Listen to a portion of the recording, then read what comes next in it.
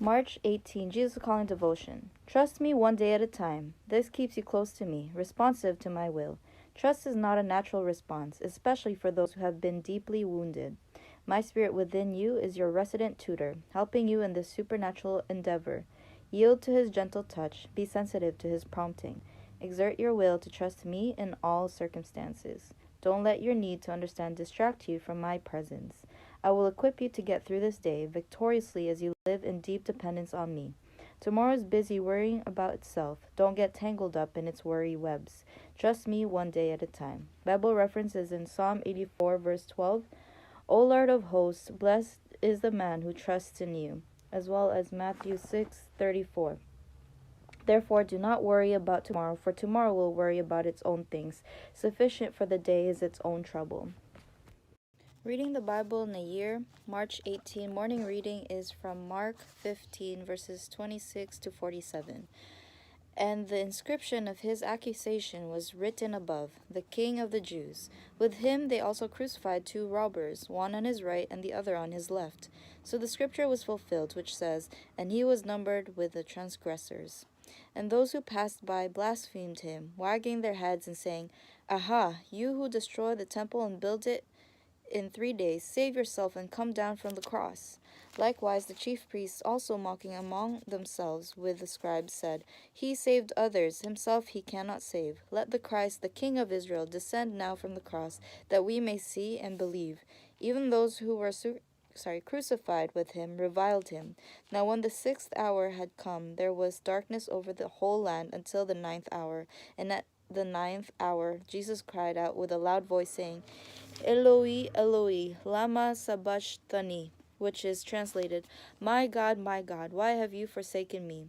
Some of those who stood by when they heard that said, Look, he is calling for Elijah. Then someone ran and filled a sponge full of sour wine, put it on a reed, and offered it to him to drink, saying, Let him alone, let us see if Elijah will come to take him down. And Jesus cried out with a loud voice and breathed his last. Then the veil of the temple was torn in two from top to bottom.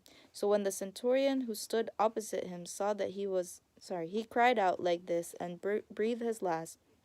He said, Truly this man was the Son of God.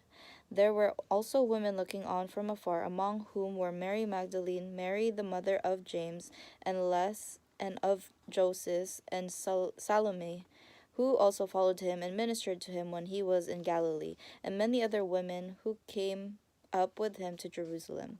Now when evening had come, because it was the preparation day, that is, the day before the Sabbath, Joseph of Arimathea, a prominent council member, who was himself waiting for the kingdom of God, coming and taking courage, went in to Pilate and asked for the body of Jesus. Pilate marveled that he was already dead, and summoning the centurion, he asked him if he had been dead for some time. So when he found out from the centurion, he granted the body to Joseph. Then he bought fine linen, took him down, and wrapped him in the linen. And he laid him in a tomb which had been hewn out of the rock, rolled a stone against the door of the tomb. And Mary Magdalene and Mary, the mother of Joseph, observed where he was laid. Reading the Bible in a year, March 18 evening reading is from Deuteronomy 32 to 34.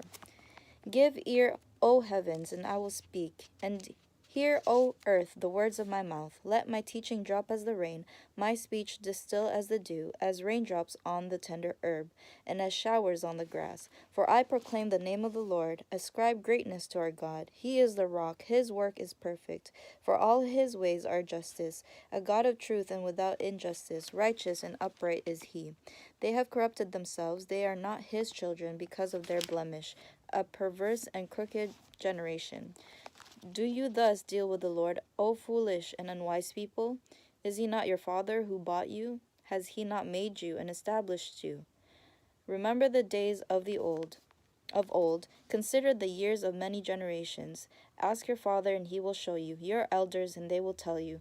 When the Most High divided their inheritance to the nations, when he separated the sons of Adam, he set the boundaries of the people, according to the number of the children of Israel. For the Lord's portion is his people. Jacob is the place of his inheritance. He found him in a desert island and in the wasteland, a howling wilderness. He encircled him, he instructed him, he kept him as the apple of his eye.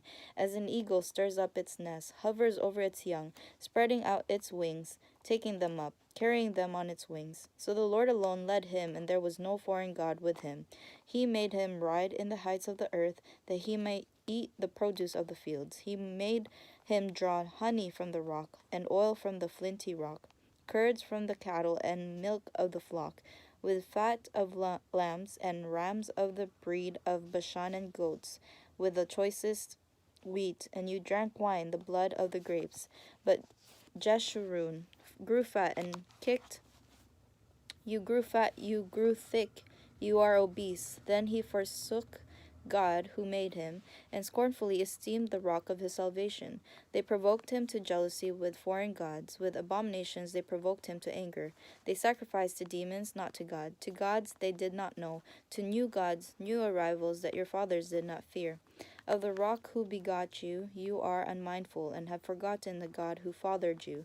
And when the Lord saw it, he spurned them, because of the provocation of his sons and his daughters. And he said, I will hide my face from them. I will see what their end will be, for they are a perverse generation, children in whom is no faith. They have provoked me to jealousy by what is not God. They have moved me to anger by their foolish idols. But I will provoke them to jealousy by those who are not a nation. I will move them to anger by a foolish nation. For a fire is kindled in my anger, and shall burn to the lowest hell. It shall consume the earth with her increase, and set on fire the foundations of the mountains. I will heap disasters on them, I will spend my arrows on them. They shall be wasted with hunger, devoured by pestilence and bitter destruction.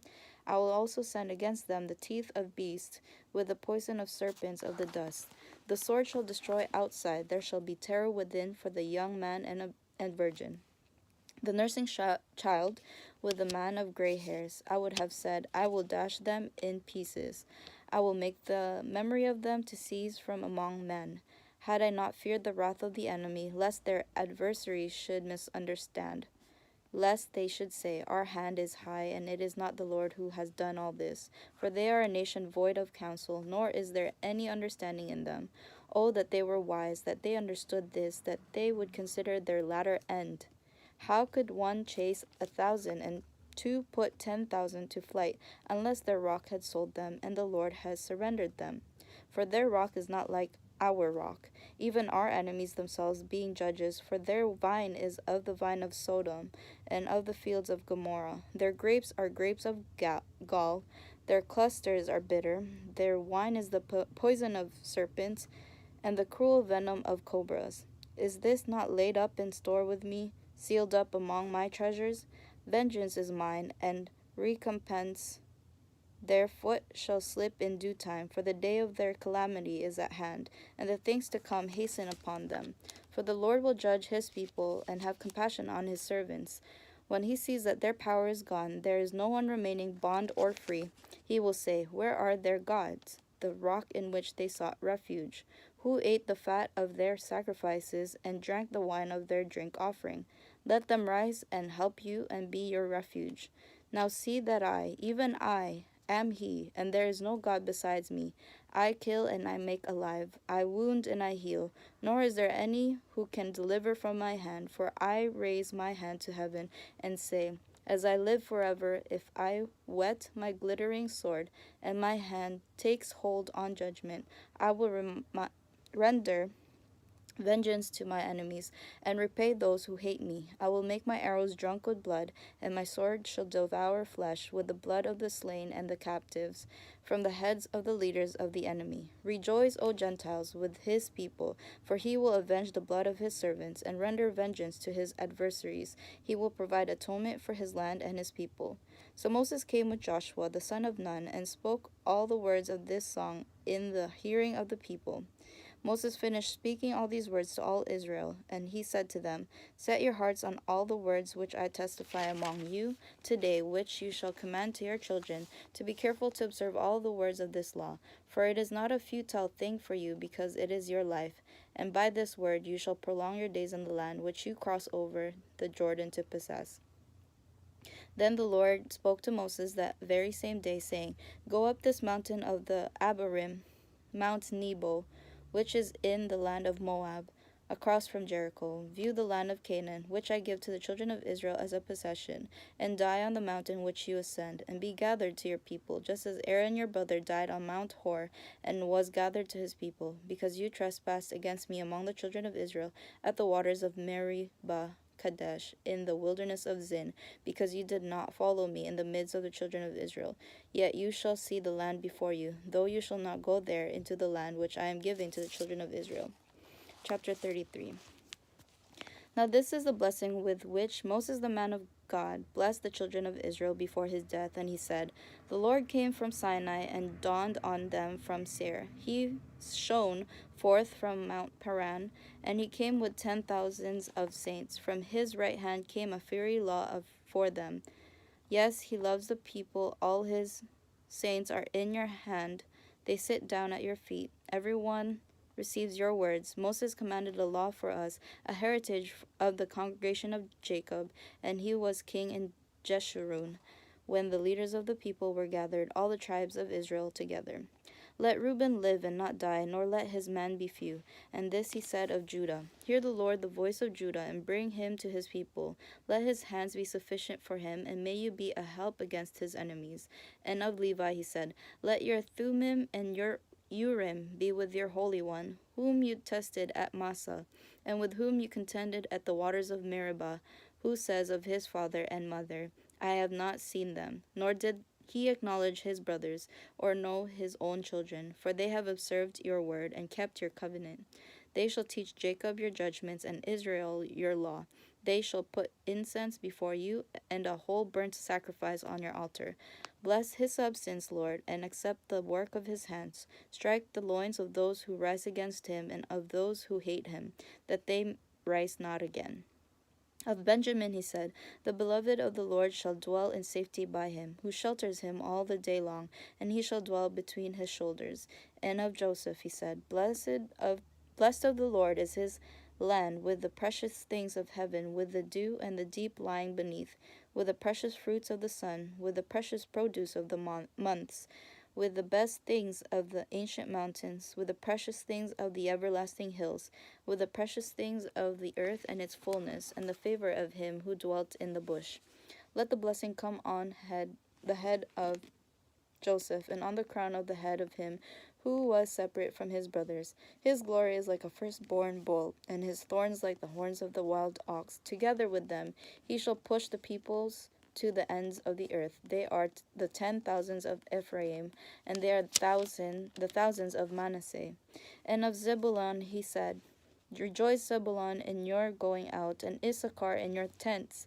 They shall call the peoples to the mountain. There they shall offer sacrifices of righteousness, for they shall partake of the abundance of the seas, and of treasures hidden in the sand. And of Gad he said, Blessed is he who enlarges Gad. He dwells as a lion, and tears the arm and the crown of his head. He provided the first part of himself, because a lawgiver's portion was reserved there.